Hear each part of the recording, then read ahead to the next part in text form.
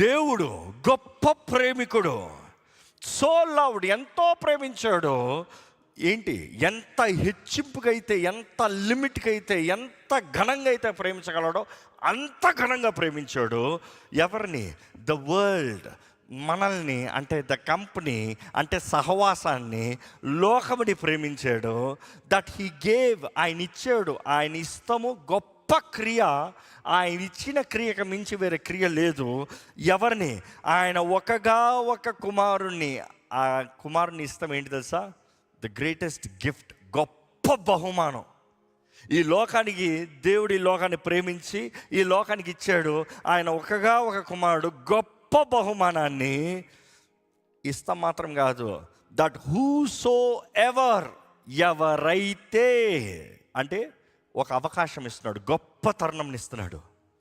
ఈరోజు మానవుడికి కలిగిన గొప్ప తరుణం ఏంటంటే, ఎవరైతే బిలీవ్స్, నమ్ముతారో. చేయాల్సిందంతా ఏంటంట? నమ్ము. దేవుడు నీకు ఆయన ప్రియ కుమారుని ఇచ్చాడని నమ్ము. ఫస్ట్ నమ్ము. బికాజ్ నువ్వు ఏం నమ్ముతున్నావు అదే నీ బ్రతుకు. దాంట్లోనే స్టార్ట్ చేశా. నువ్వు ఏం నమ్ముతున్నావు దాని తగినట్టుగానే జీవిస్తున్నావు. నువ్వు ఏం విన్నావు కాదు, ఏం నమ్ముతున్నాము. నువ్వు ఈ నమ్మితే యేసుని నీ కొరకు తండ్రి ప్రేమించి నీకు బహుమానంగా ఇచ్చాడు. ఈ ప్రపంచంలోనే గొప్ప బహుమానము, ఈ ప్రపంచంలో గొప్ప అవకాశము. ఎవరైతే నమ్ముతారో, ద ఈజియెస్ట్, ద సింప్లెస్ట్ ఒక మనిషికి ఉందంటే ఆయన ఇచ్చాడని అంగీకరిస్తాం. ఎవరైతే నమ్ముతారో, ఎవరి యందు, ఇన్ హిమ్, యేసు నందు, I would say the greatest attraction. ఆయనను మించి నిన్ను ఏది ఆకర్షించగలిగింది లేదు. ఎందుకంటే ఈ లోకంలో ఉన్న ఆకర్షణలన్నీ కొంతకాలం. ఈ లోకంలో ఉన్న ఆకర్షణలన్నీ బయటకు చూస్తానికి ఘనంగా ఉంటుంది. లోపలికి దిగామనుకో ఏముండవు, ఎండిపోతుంది. కానీ ద గ్రేటెస్ట్ అట్రాక్షన్, ఎవరైతే యేసునందరూ నమ్ముతారో వారు నశింపక, షుడ్ నాట్ పెరిష్. అదేంటి? వాగ్దానం. నువ్వు నమ్మావా, నువ్వు నాశనం అవ్వవు. నువ్వు నమ్మావా, అపవాది వాడు అనుచరులతో నువ్వు నాశనం అవ్వో. బట్ ద గ్రేటెస్ట్ డిఫరెన్స్, నువ్వు నాశనం అవ్వ మాత్రమే కాదు కదా. నెక్స్ట్ ఏమంటున్నాడు? కానీ నీలో మార్పు ఏం తీసుకొస్తాను? హ్యావ్, నిశ్చయత. నీలో ఒక నిశ్చయతని ఇస్తున్నాను. నీకు నిత్య జీవం కలుగుతుంది. ద ఎవర్ లాస్టింగ్ పొజిషన్, అంటే నిత్య శ్వాసం, లేకపోతే శ్వాసం. It is that you have for ever, నిరంతరానికి. Finally got it? Good. So I'm challenging you here today. What do you believe? What do you believe? మీరేం నమ్ముతున్నారు? దేవుడు మిమ్మల్ని ప్రేమించి మీకు ఆయన కుమారుని ఇచ్చాడని నమ్ముతున్నారా? ఆయన ఎందు విశ్వాసం ఉంచి ఆయనను మీ దేవుడిగా, మీ సర్వంగా ఆధారం చేసుకుని బ్రతుకుతానికి నిర్ణయించుకున్నారా? నిర్ణయించినట్లయితే మీరు నశించరు, నిత్య జీవ వారసులై ఉంటారు. నమ్మిన వారు ఉంటే బిగ్గరగా హల్లెలూయా చెప్తారా? You see, Bible is very clear. We have to be very careful what the world is lying about. ఇప్పుడు నేను చెప్పదలుచున్న స్టేట్మెంట్స్లోకి వస్తున్నాను. యేసు ప్రభు ఈ లోకంలోకి వచ్చినప్పుడు, ఆయన నరరూపధారిగా రావాల్సి వచ్చినప్పుడు, మామూలుగా ఒక విత్తనం ఈ లోకంలోకి ఎలాగ రావాలో అదే రీతికి వచ్చాడు. కానీ పురుషుడు విత్తనాన్ని వాడలేదు. ఎందుకంటే నరజాతి అంతటిలో మొదటి ఆదాము ద్వారముగా దోషము, శాపము అనుగ్రహించబడింది. తను చేసిన పాపాన్ని బట్టి దోషము. అదే సమయంలో దేవుడు తను చేసిన పాపాన్ని బట్టి భూమిని శపించాడు. ప్రతిదీ శపించబడింది. దేవుడు చేసినప్పుడు అంతా మంచిది, కానీ అంతా శపించబడింది. So God did not use the seed of a man, but that doesn't mean God does not need a man. God needs a man. God needs you. ఎందుకంటే క్రిస్మస్ అప్పుడు చాలామంది అనుకుంటారంట, పురుషులు నాకు పని లేదులే, అంత స్త్రీలేలే. పురుషుడు బాధ్యత ఉంది. ఎందుకంటే కన్య అయిన మరి ఆ గర్భాన్ని ధరించిన తర్వాత ఆ కన్యని కాయాల్సిన అవసరత, పట్టించుకోవాల్సిన అవసరత, పోషించాల్సిన అవసరత ఎవరిదైంది? యోసేపుది. God's plan is perfect. దేవుడు తన కార్యం చేసేటప్పుడు తన నియమాలను దాటడు. జాగ్రత్తగా వినండి. దేవుడు తన కార్యాలు చేసేటప్పుడు నియమాలను దాటాడు. దేవుడి కార్యాలకి ఎవరు అడ్డు రాలేరు, సత్యమే. కానీ దేవుడు తన కార్యం జరిగించేటప్పుడు తన నిర్ణయించిన నియమం ప్రకారం జరిగిస్తాడు. నరుడు ఒంటరిగా ఉండటం మంచిది కాదు, సాటి అయిన సహకారి. అండ్ దెన్ యూ సీ, ఒకరికి ఒకరు వారిద్దరు ఏక శరీరమై ఉంటారు. అక్కడ నుండి కుటుంబ వ్యవస్థ ప్రారంభించబడుతుంది. ఈరోజు లోకం ఎలా ఉంది? చీకటి ఏం చెప్తుంది? నేను ఒక్కడిని చాలు, నాకు ఎవడక్కర్లా, నేను ఎవరితో ఉండను, నేను ఎవరితో బ్రతకను, నాకు ఎవరితో పని లేదు. ఒక స్త్రీ అయితే మన భారతదేశంలో ఏం చేసింది? తను తానే పెళ్లి చేసుకుందంట. వేరే లెవెల్. ఏంటి? తను తానే పెళ్లి చేసుకుందంట. తను తాను పెళ్లి చేసుకోవాల్సిన అవసరం ఏముంది? అంటే మనుషుడు చూడండి, లోకం చూడండి ఎంత అజ్ఞానంలోకి తీసుకెళ్ళిపోతుందో.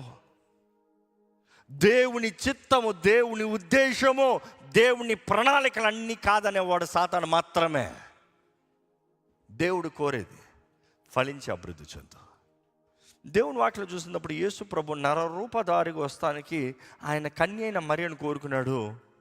ఆయన లేఖనముల నుండి వాడుకున్న విధానం చూసినప్పుడు ఆయన మాట ప్రకారం, ఆయన ఆజ్ఞ ప్రకారం, ఆయన ప్రవచనము ప్రకారము అన్నీ నెరవేరేలాగా ఇన్ అలైన్మెంట్ తీసుకొచ్చాడు. ఈరోజు ఇక్కడ ఉన్నవారు, maybe you are waiting God to do something in your life. Hold on to the promise. దేవుడిచ్చిన వాగ్దానాన్ని పట్టుకోండి, దేవుడిచ్చిన మాటను పట్టుకోండి, దేవుడు మీ జీవితంలో సెలవిచ్చిన మాటను పట్టుకోండి. ఎందుకంటే తన సమయంలో, తన కాలములో, ఆయన నిర్ణయించిన సీజన్లో మీ జీవితంలో నిశ్చయంగా దేవుడు కార్యము జరిగిస్తాడు. నమ్మేవారంటే హల్లెలూయా చెప్పండి. He will do. మాట తప్పని దేవుడు. నువ్వు అనుకునేటప్పుడు చేయకపోవచ్చేమో, కానీ ఆయన కాలములో, ఆయన సమయంలో ఆయన నిశ్చయంగా జరిగిస్తాడు. దేవుని వాక్యం చూసినప్పుడు అండి, ఆయన జనన విధానం పరిశుద్ధాత్మ ద్వారంగా. అగైన్ ఐమ్ రిమైండింగ్, పరిశుద్ధాత్మని నువ్వు నమ్ముతావు ఎంత అవసరం. You see, I always go on a balance. కొంతమంది కేవలం తండ్రి గురించి మాట్లాడతారు. ఒక డినామినేషన్ ఉంది, కేవలం యెహోవా గురించి మాట్లాడతారు. కుమారుడు అక్కర్లే, పరిశుద్ధాత్మ లేడు, అంత out, only the father. And కొంతమంది ఉంటారు, అజ్ఞానం ఉన్నారు, క్రీస్తు గురించి అట్లా వింటారు, ఇంకా యేసు గురించే మాట్లాడతారు. తండ్రితో సంబంధం లేదు, తండ్రి ఎవరో నాకు తెలియదు. ఒక ఆయన అయితే తండ్రి నాకెందుకు, నాకు తెలిసింది యేసు మాత్రమే. అంటే ఎప్పటికీ తండ్రి దగ్గర చేరవు అనమాట. ఎందుకంటే యేసు ప్రభు ద్వారా నువ్వు తండ్రి దగ్గర చేరతావు అనేది కదా యేసు ప్రభు చెప్పాడు. నా ద్వారా తప్ప ఎవరో తండ్రి వద్దకి చేరలేరు. అంటే చేరాలనే కదా ఆశ. బట్ దెన్ కొంతమంది చూడండి పరిశుద్ధాత్మను తుణీకరించేస్తారు. And some people hyper, they speak only about the holy spirit, not about Jesus, not about the father. అందుకని నేను ఎప్పుడు నేర్చుకున్నా, you have to bring it in a balance. తండ్రి నిన్ను ప్రేమించాడు, నీకు కుమారుని ఇచ్చాడు. కుమారుడు కూడా నిన్ను ప్రేమించాడు, నీ కొరకు తన్ను తాను సమర్పించుకున్నాడు. తండ్రి ఇచ్చిన తన ఫోర్స్లోకి రాలే, ఆయన తన్ను తాను పెట్టాడంట. He laid down his life, తన ప్రాణాన్ని నీ కొరకు పెట్టాడు. ఎందుకు? నిన్ను ప్రేమించాడు కాబట్టి. అదే సమయంలో నిన్ను ప్రేమించాడు కాబట్టి తన ఆత్మని నీకు అనుగ్రహించాడు. అదే సమయంలో వాక్యం తెలియజేయబడుతుంది, తండ్రి వాగ్దానం చేసిన బహుమానం. నేను ఒకటి అంటానండి, ఈ లోకంలో 2 బహుమానాలు దేవుడు మనందరికి ఇచ్చాడు. మీరు పొందుకున్నారా లేదా పరీక్షించుకోవాలి. 1 gift is Jesus Christ. 2nd gift is the Holy Spirit. Bible says God gave Jesus as a gift. Bible says God gives his people who are born again in Christ, వారికి ఏంటి? The gift Holy Spirit. ఎన్ని? 2 ఉన్నాయా? క్రీస్తుతో అంగీకరించబడిన వారికి, క్రీస్తు బిడ్డలను పిలబడుతున్న వారికి, క్రైస్తవుడు అని పిలబడుతున్న నీవు క్రీస్తు రక్తంలో కడగబడ్డావా? క్రీస్తు రక్తంలో ముద్రించబడి ఉన్నావా? I don't know how many seasons you gonna drag your self.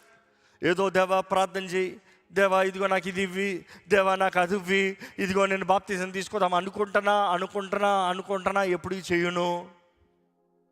సే, జీవ మరణ ఆశీర్వాద శాపం నీ ముందు ఉంది. ఎంత వేగంగా నువ్వు చూస్ చేస్తావు అంత వేగంగా నీ life. The faster you choose, the better you live. Simple అండి. నేను ఇలా అంటాను, వివాహం చేసుకోవాల్సిన వయసులో వివాహం చేసుకుంటే జీవితం చక్కగా ఎంజాయ్ చేయొచ్చు. చచ్చిపోయే ముందు వివాహం చేసుకున్నావు అనుకో, ఏమైనా ప్రయోజనం ఉందా? ఈరోజు చాలామంది అంటున్నారు, చచ్చిపోయే ముందు యేసు ప్రభుని నమ్ముకుంటానులే. చచ్చిపోయే ముందు బాప్తీసం తీసుకుంటానులే, ఆ జీవితాలు అసలు అనుభవించాల్సిన సుఖం వేరే ఉందిరా బాబా, ఎంజాయ్ చేయరా అంటే కాదంటున్నాడు. విచ్చలవిడి జీవితాన్ని బ్రతుకుతానంటున్నాడు, అర్థం లేకుండా. కుటుంబ జీవితంలోకి రా, ప్రేమను అనుభవించు, కమిట్మెంట్లు ఉండు, stay faithful, be joyful, build the life, build the children, build the heritage, build the inheritance, build the generation, be a blessing. అవన్నీ కాదు, చచ్చిపోయి ఉంది దేవాడు పాపని చదివించుకో అయిపోయింది. ఆయన రాజ్యంలో ఏ స్థానాలు ఉంటావు? ఆయన రాజ్యంలో ఏ రంగంలో ఉంటావు?